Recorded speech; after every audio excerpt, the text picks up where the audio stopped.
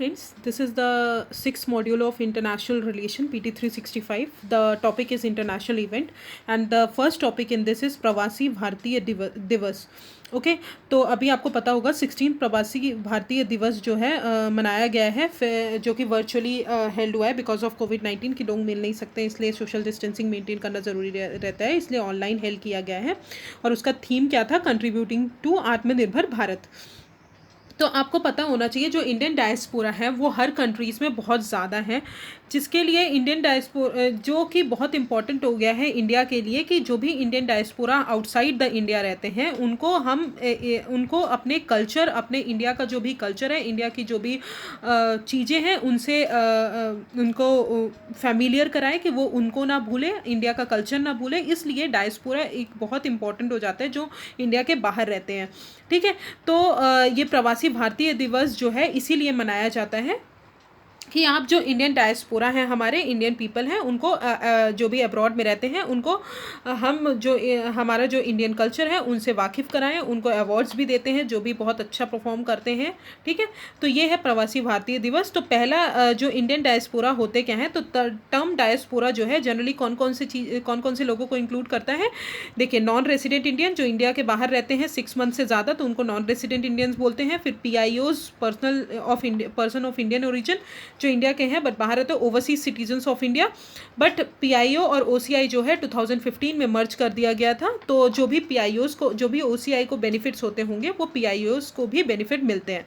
तो ठीक है, तो डायस्पोरा कौन कौन से होते हैं, कौन कौन इंक्लूड करता है डायस्पोरा में, कौन कौन लोग आ जाते हैं जो कि नॉन रेसिडेंट इंडियन होते हैं, PIOs होते हैं एंड OCIs होते हैं. ठीक है, तो जनरली इंडियन गवर्नमेंट जो है वो डायस्पोरा जो इंक्लूड करती है वो कौन से, वो ग्रुप ऑफ पीपल जो इंडिया के बाहर रहते हैं बट इंडिया के हैं, इंडियन सिटीजन हैं, जो कि अब्रॉड में रहते हैं, टेम्परेरी रहें या परमानेंटली रहें. ठीक है, या 6 मंथ 7 मंथ के लिए रहें या फिर बहुत सालों के लिए रहें, हमेशा के लिए वहीं पर रहें, तो वो जो है हमारे इंडियन डायस्पोरा में आते हैं. ठीक है, according to status of Indian diaspora अगर देखा जाए तो according to world migration report 2020, world migration report 2020 के अकॉर्डिंग इंडिया जो है लीडिंग कंट्री है इंटरनेशनल माइग्रेंट्स में इन 2019. ठीक है, तो USA जो है सबसे ज़्यादा इंडियन डायस्पोरा कहाँ पे रहती है, हमारी USA में रहती है. फिर उसके बाद UAE में, मलेशिया, सऊदी अरेबिया, UK इन सब में रहती है. तो जनरली UPSC में क्वेश्चंस पूछते हैं कि arrange in them in decreasing order और increasing order. So you just remember it कि USA में हमारी जो इंडियन डायस्पोरा है वो सबसे ज़्यादा है, फिर UAE में है, फिर मलेशिया में, then Saudi Arabia and then UK. ठीक है, रेमिटेंसेज जो हैं इंडिया में हाईएस्ट फ्लो होते हैं, लार्जेस्ट इन द वर्ल्ड जो रेमिटेंसेज आते हैं इंडिया में, जो आता है वो इंडिया में आता है. ठीक है, रेमिटेंसेज जो भी NRIs हमारे अपने फैमिली मेम्बर्स के लिए भेजते हैं और जो भी, तो वो उसे हम रेमिटेंसेज में काउंट करते हैं, तो वो रेमिटेंसेज जो है इंडिया में लार्जेस्ट है. ठीक है, लार्जेस्ट इन द वर्ल्ड है. नाउ लेट्स कम टू प्रवासी भारतीय दिवस. प्रवासी भारतीय दिवस कब मनाया जाता है? 2 साल में एक बार मनाया जाता है. ठीक है, कब मनाया जाता है? 2 साल में एक बार मनाया जाता है कि हमारे जो ओवरसीज इंडियंस हैं उनको स्ट्रेंथन करना, कि वो गवर्नमेंट ऑफ इंडिया के साथ मिलके अपने रूट्स में कनेक्ट कर सकें, अपने इंडिया के कल्चर को जान सकें. ठीक है, अपना ओरिजिन जान सकें, तो इसलिए प्रवासी भारतीय दिवस मनाया जाता है. प्रवासी भारतीय दिवस जो है वो जनरली मनाया किस लिए जाता है, क्योंकि गांधी जी साउथ अफ्रीका से तब लौटे थे 1915 में जनवरी 9 को, इसलिए इंडिया लौटे थे, इसलिए ये मनाया जाता है. और इस प्रवासी भारतीय दिवस में लोगों को अवार्ड्स भी दिया जाता है. इंडियन डायस्पोरा जो है उनको अवार्ड्स भी मिलता है, प्रवासी भारतीय सम्मान अवार्ड्स. ठीक है, तो प्रवासी भारतीय सम्मान अवार्ड्स जो है ये हाईएस्ट ऑनर अवार्ड है for the non resident Indians और पर्सन ऑफ इंडियन ओरिजिन, जो भी ऑर्गेनाइजेशन और इंस्टीट्यूशन जो भी NRIs और PIOs रन करते हैं उनके लिए, जिनका कंट्रीब्यूशन जो है इंडियन कल्चर में बहुत ज़्यादा है और इंडिया के चीज़ों में टेंजिबल जो चीज़ें हैं, इनटेंजिबल जो चीज़ें इंडिया को हेल्प करता है और इंडिया के लिए वर्क करते हैं इन द अब्रॉड. ठीक है, और इंडिया को प्रमोट करते हैं, तो इसलिए ये अवार्ड दिया जाता है. Now let's come to government's effort towards engaging Indian diaspora. तो सबसे पहला है ग्लोबल प्रवासी रिश्ता पोर्टल। ये क्या है? ये better communication banana between the प्रवासी भारतीय, जो भी हमारे भारतीय हैं बाहर रहते हैं उनमें जो है बेटर कम्युनिकेशन प्रोवाइड करना, so that they can help each other in every platform. Okay, now फिर आता है वैभव समिट। वैभव समिट मैंने आपको साइंस एंड टेक पढ़ाया था, तब भी मैंने बताया था कि ये एक कॉम्प्रिहेंसिव समिट है जिसमें इंडियन रिसर्चर्स हैं, जो भी ओवरसीज सिटीजन्स हैं, ओवरसीज इंडियंस हैं, रेसिडेंट हैं, वो अपने रिसर्च और नॉलेज जो एक्सपर्टीज़ है उनको एनहांस करेंगे और एमर्जिंग जो चैलेंजेस हैं हमारे इंडिया में और जो भी बाहर चैलेंजेस हैं उनको हेल्प करेंगे टुगेदर, सबके साथ मिलके।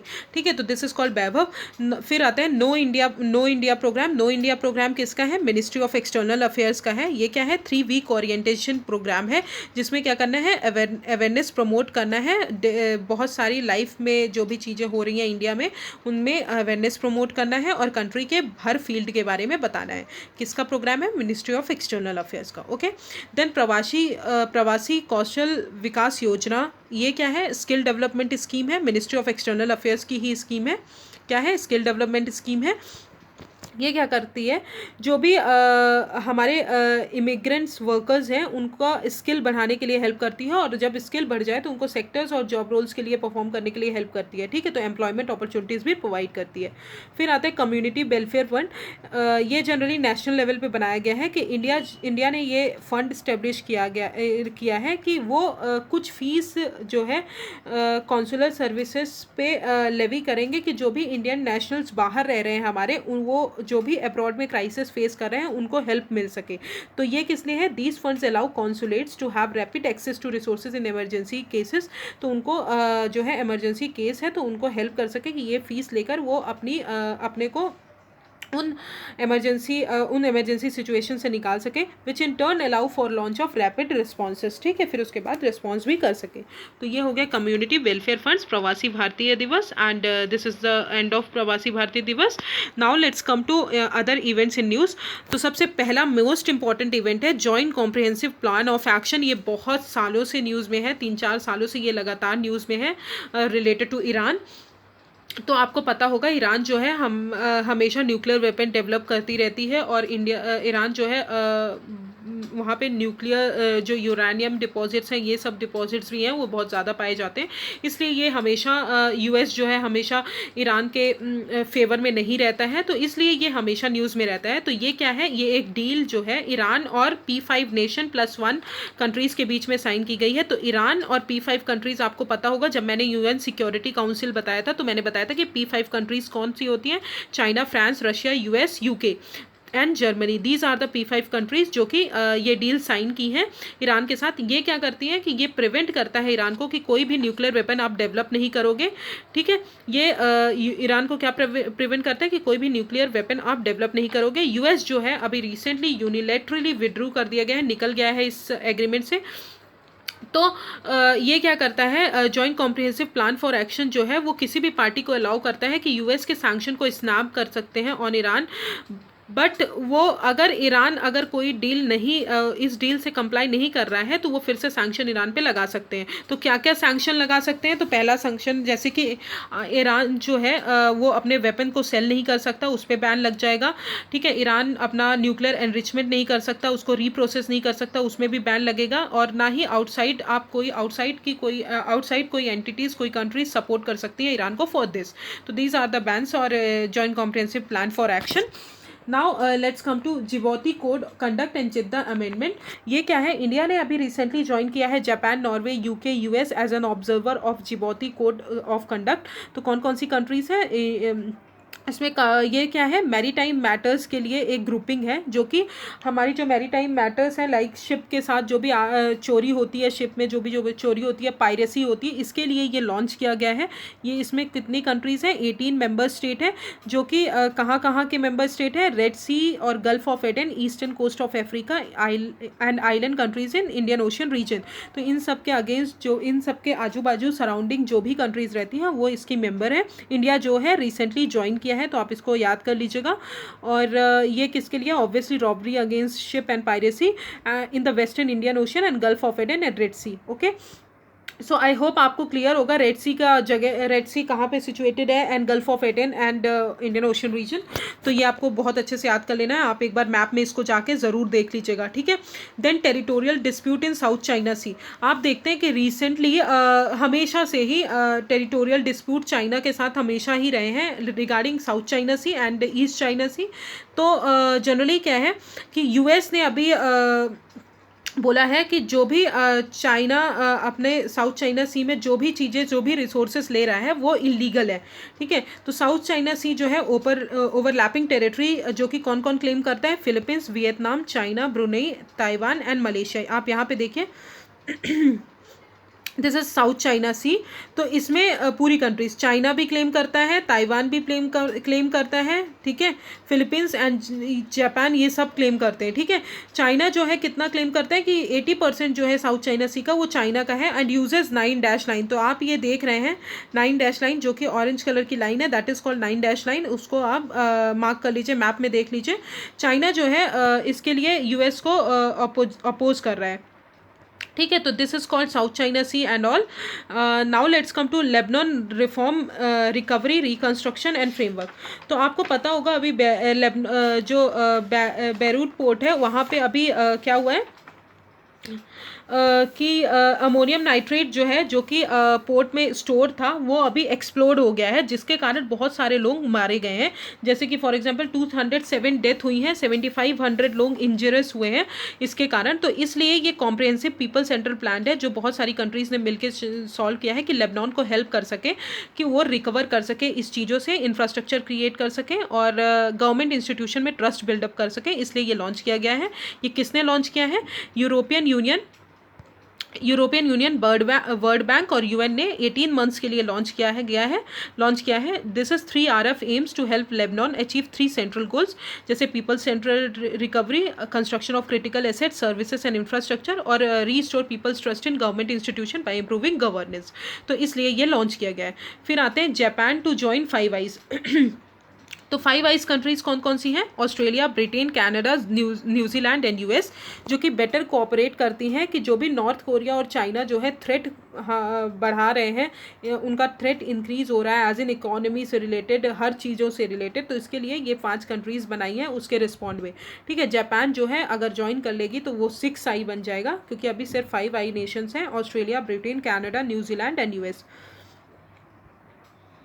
ओके तो जापान जो है अभी की इनपुट प्रोवाइडेड की inputs on Chinese क्लैम्पडाउन on Uyghurs जो है एक टर्किक स्पीकिंग मुस्लिम है, जो कि चाइना ऑटोनॉमस जिंगजियांग रीजन में रहते हैं, ठीक है, नॉर्थ वेस्ट में। और बहुत सारी कम्युनिटीज़ जो है इनकी वो उज़्बेकिस्तान, किर्गिस्तान और कजाकिस्तान में भी रहती है, ठीक है। तो this is called 5 eyes. Now 5 eyes में कौन कौन सी कंट्रीज आती हैं? Australia, Britain, New Zealand, Canada and US, okay. तो अंगटेड, फिर आते हैं United nation conference on trade and development investment promotion award. United nation conference on trade development ने अभी इन्वेस्ट इंडिया जो है, इन्वेस्ट इंडिया क्या है? National investment promotion agency of India जो है, उसको 2020 का United nation investment promotion award मिला है, ओके। तो ये क्या है? इन्वेस्ट इंडिया अभी मैंने बता दिया, national investment promotion facilitation agency है, जो कि किसके अंदर आती है? Department of industrial promotion and policy के अंदर आती है, प्रमोशन के अंदर आती है, ओके। अंगटेड अवार्ड क्या है? ये क्या करता है? बहुत सारी अचीवमेंट को सेलिब्रेट करता है, जो कि बहुत जो भी कंट्रीज़ हैं, जो भी कंट्रीज़ की ऑर्गेनाइजेशन है, कि वो इन्वेस्टमेंट प्रमोट करने के लिए बहुत अच्छा वर्ल्ड बेस्ट प्रैक्टिसेस अपना रही हैं, जिसके कारण उनको ये अवार्ड मिलता है। तो इन्वेस्ट इंडिया को अभी मिला है। तो अंगटेड क्या है? It is a permanent intergovernmental body है, यूनाइटेड नेशन जनरल असेंबली ने एस्टेब्लिश की थी। ये क्या करती है? एक फॉरम प्रोवाइड करती है फॉर इंटरगवर्नमेंटल कंसेंसस बिल्डिंग, जो कि हर मेंबर में इन्वेस्टमेंट के लिए इन सब के लिए हेल्प करती है, okay. Now let's come to Asia reassurance initiative act. ये क्या है? यूएस प्रेसिडेंट ने लॉन्च किया है। तो सबसे पहले एशिया रीअश्योरेंस इनिशिएटिव एक्ट किसने लॉन्च किया है? It is launch by US, okay. किस लिए लॉन्च किया है? कि जो भी चाइना जो है थ्रेट चाइना के कारण जो थ्रेट बढ़ रहा है, क्योंकि इंडो पैसिफिक रीजन में चाइना जो है हर जगह अपना अपना बेसिस बता रहा है, जिसके कारण यूएस जो है कि वो सोच रहा है कि हमारी जो चीज़ें हैं हम थ्रेट में आ जाएंगे अगर चाइना का एक्सपेंशन इतना ज़्यादा हो गया। तो इसलिए यूएस ने ये लॉन्च किया है अपना खुद का एक लीडरशिप बनाने के लिए इंडो पैसिफिक रीजन में।